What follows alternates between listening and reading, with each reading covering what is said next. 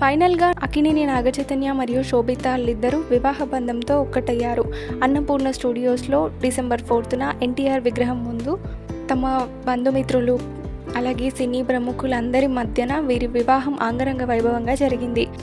ఈ కొత్త జంటకి సోషల్ మీడియాలో బెస్ట్ విషెస్ వెల్లువెత్తుతున్నాయి.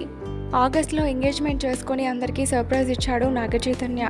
సమంతతో విడాకుల తర్వాత నాగచైతన్య కంప్లీట్గా మూవ్ ఆన్ అయిపోయి తన కెరీర్ పైన అలాగే తన మ్యారీడ్ లైఫ్ పైన ఫోకస్ చేస్తున్నారు. వీరి పెళ్లి 5 రోజుల పాటు తెలుగు సాంప్రదాయం ప్రకారంగా చాలా ఘనంగా జరిగింది.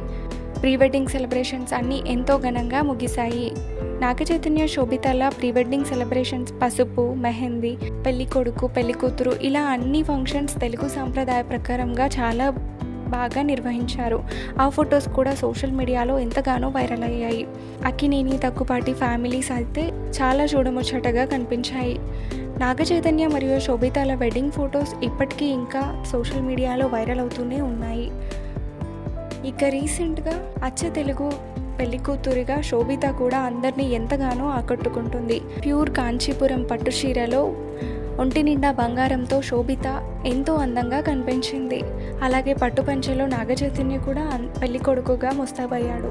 వీరిద్దరి వెడ్డింగ్ ఫొటోస్ నెటిజన్లను అక్కినేని ఫ్యాన్స్ను ఎంతగానో ఆకట్టుకున్నాయి. నాగచైతన్య మరియు శోభిత ధూళిపాల వెడ్డింగ్లో మీరు చూడని కొన్ని అన్సీన్ మూమెంట్స్ని ఇప్పుడు చూసేయండి.